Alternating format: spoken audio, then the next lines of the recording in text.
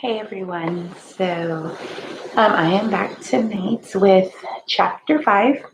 I only knew the dark side from my book From Darkness to Light When My Dark World Met the Light of the World, which you can get on Amazon, Barnes and Nobles online, and other online sources or in store when you order it through the online platform. And there is also a Kindle version.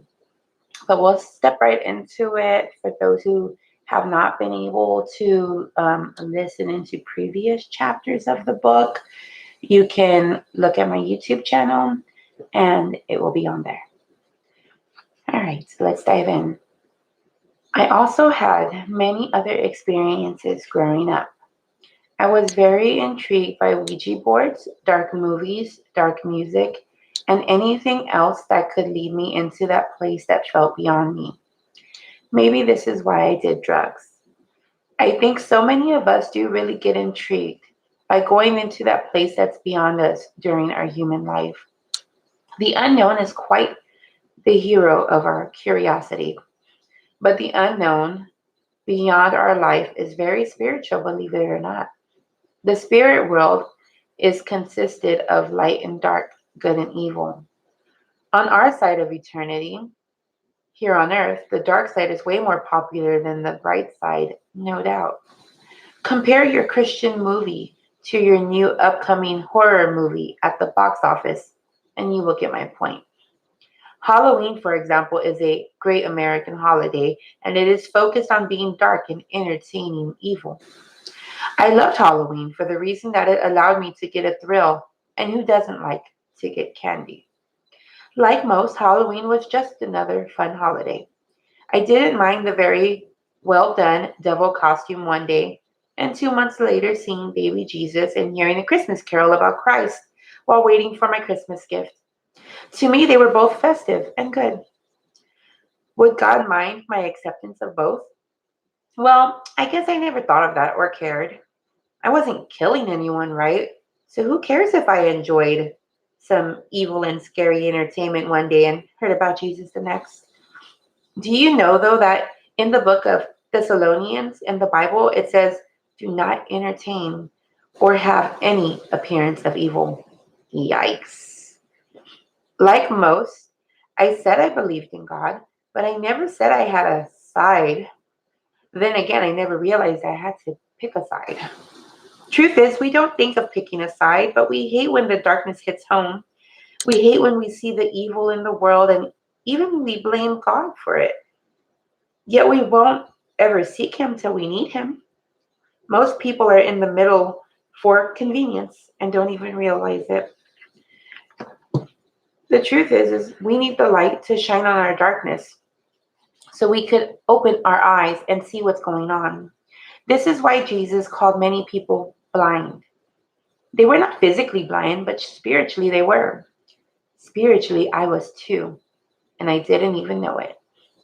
Revelations 3:15 to 18 is God speaking. This is from the NLT version. It says, I know all the things you do, that you are neither hot nor cold. I wish that you were one or the other. But since you are like lukewarm water, neither hot nor cold, I will spit you out of my mouth. You say, I am rich. I have everything I want. I don't need a thing. And you don't realize that you are wretched and miserable and poor and blind and naked. Shortly after this verse, in verse 20, it goes on to say that Jesus stands at the door knocking, and we hear his voice. But will we let him in, or will we keep the door closed on him? Unfortunately, light didn't get me that thrill that darkness did. But then again, if I saw an angel face me from heaven, I guess that might be thrilling enough. But I never saw angels, and there is no holiday that motivated me to do so. Reality for me was this. As a young child, I spent many days after school with my mother at Botanicas. This is where you can go to get religious items, your tarot cards read, astrology readings, encounter psychics, and find out ways to return or break off witchcraft spells using items such as candles with saints or even Jesus images on them. San Antonio, where I lived, has a very heavy culture of such activity. I guess I thought then, as many did, and still do, that this was actually a very spiritual thing. Eventually, I read years later in the Bible about these types of things, and I was very surprised to hear it. Me and my mother both did. It is very spiritual, but is God in it? No. Here are just a few Bible verses on this subject before we move on. Deuteronomy 18:10-12. This is from the NIV version. Let no one be found among you who sacrifices their son or daughter in the fire, who practices divination or sorcery, interprets omens, engages in witchcraft, or casts spells, or who is a medium or spiritist, or who consults the dead. Anyone who does these things is detestable to the Lord. Because of these same detestable practices, the Lord your God will drive out those nations before you. Isaiah 47:13-14, also from the NIV. All the counsel you have received has only worn you out. Let your astrologers come forward, those stargazers who make predictions month by month. Horoscopes? Does that sound familiar? Let them save you from what is coming upon you. Surely they are like stubble. The fire will burn them up. They cannot even save themselves from the power of the flame. These are not coals for warmth. This is not a fire to sit by. Ever since I could remember, night terrors plagued my life. People would say, "Oh, you had a bad dream." And I would say, "No, I don't know how to explain it, but this is no dream." I now have learned that they are actually called hypnagogic hallucinations and are just that, hallucinations. In these, a person is partially awake, so the feeling is very real. This wasn't your average bad dream. I remember up till about a year after I devoted my life to serving God, I would have horrible hypnagogic hallucinations. Usually, when I was most tired, they would occur if sleeping on my back, especially. The scenario went something like this: I would be awake, or so I would think, and when I would attempt to move or get up, I realized I couldn't. One of my earliest memories was when I felt myself completely levitate off of my bed and go into a prayer position. And remember, I wasn't ever even around people who prayed. I remember a few other scenarios from these experiences. There was one time I thought I woke up and I was lying in my bed looking around when all of a sudden an ex boyfriend walked into my room and he began to talk to me and touch my arm. I remember being so afraid because the feeling was as if I was completely awake, but I knew I was asleep, only because I had been having these episodes for years. What was horrible is I could never move, and even the slightest touch was terrifying as I was completely pinned down by a very deep sleep. Yet it felt no different than being awake. That's when my mind would take off in a frenzy, and whatever could come into the room would, and it would physically touch me or taunt me. This may sound funny now, but I remember being tickled. I remember being licked by a dog and even being victimized sexually. When you can't even differentiate reality versus a mirage, it is completely terrifying. As time passed, it became a constant battle of fear and physical turmoil, trying to force myself to wake up from these night terrors. I would jerk and try moving my hands to my eyes to open them. It was scary to even sleep at night. Can you imagine how it feels to wake up at night and having to ask yourself, am I really awake right now or not? And what's going to happen next? And will I be able to stop it this time? Scenarios such as this happened all of my life since I was a child. I thank God as I have now been set free from recurring night terrors and have had very minimal episodes over the last 15 years. It's a true miracle that only comes by prayer. But terror doesn't only come in the night. What's scary is that so many people invite demons into their homes every day without even knowing it. At a young age, my whole family was already experiencing a phenomenon in our household. I used to talk to what I thought were dead kid spirits, which I now know were not real kids, but evil spirits using these avenues to attack my family. My relationship with these spirits came from my encounters through the Ouija board.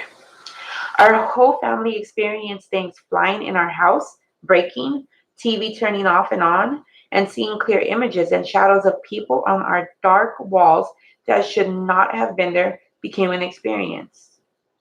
And just to a side note right there, I've actually looked into some of these things that I've seen. And believe it or not, now as a Christian, quite, it's still quite scary because I've looked up these things and some of the visions I've seen, and they've actually been linked back to, in the satanic world, to actual demons.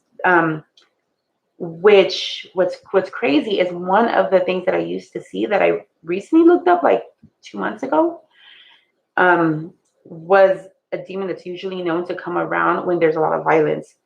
What are the chances for those listening into this book? You would know from my previous chapters that violence. I lived in a domestic, abusive household. It was domestic violence all the time. It was a lot of violence. So yes, this is very real. We lived in what was an old attic for many years. So many people think these types of things only happen in movies and are fun games, which is how I originally started. But the fact is, the spiritual realm is all too real. The good news is, if evil and demons are all too real, then so is holiness and God, as well as angels. The reason we don't always see the God side of things is because we tend to become more intrigued and excited with darkness than we are with light. Thus, we entertain the evil that this world shows us. We seem to enjoy our sin more than we are intrigued by God and would enjoy Him changing our lives to the beautiful life He has called us to live. Life has changed for me these days. I no longer celebrate Halloween personally, and I no longer mess with Ouija boards. I can now say I have also seen miracles. I have seen people rise up out of wheelchairs on the mission field, be healed of deafness, of terminal illnesses, and more. Through prayer, I have seen God work many miracles. It was a blessing to pray for someone once with an incurable terminal illness who was bedridden, literally bedridden, and told she would die soon. And then a week later, to get a call to come to their house to receive a report that only God could provide. I walked in to find this woman sitting up on the bed with doctor's reports in her hands of complete healing. Doctors were dumbfounded, and all we could do was rejoice in what the Lord had done. I still know this woman today, over 10 years later. She's still alive and giving God the glory. On the other side of things, I have witnessed demonic oppression as a Christian and have seen people physically attacked by those who are overcome by these spirits. If you are not prepared, Satan will take advantage of you how he can. I have seen people roll their eyes back, their voices change, and their tongues grow long within their heads like snakes. I've had demons go off on me and scream that they will not get out of these people right to my face. And while they are screaming, they will not get out. I have heard the voice of the actual person in the background screaming, "Help me. Please don't let it kill me." I've read my Bible around people under oppression when a demon arises and literally shrieks at my reading of the Word of God. The fact is, please understand, this is all too real. Even now in your heart, the devil wants you to doubt what I'm saying. But our world has an unfortunate, twisted mindset. The devil wants us to fear coming to the light because he wants us to remain comfortable in our doubts and unbelief with him, all for the sake of having fun, or so we think. Please don't be deceived. Even the devil believes in God way more than you do. If this is you, where you doubt, I too doubted. The part where I mentioned hearing the voice of a person and a demon at the same time was my first real encounter that officially changed my mindset on how real all of this was.